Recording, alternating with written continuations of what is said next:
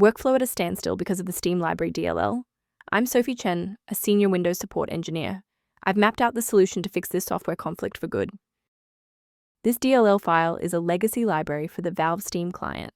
It provides the foundational logic for the original Steam interface and handles early versions of the Steamworks API for digital rights management and friend list features.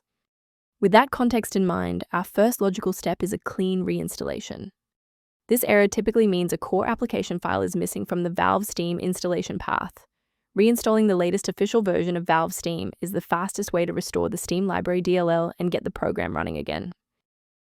If no luck was had with the redistributable package, we will escalate the fix by performing a targeted reset of the system state. Performing a restart can determine if the error is just a transient environment glitch. A reboot refreshes your system's path variables and can sometimes re-establish a broken link to the Steam library file.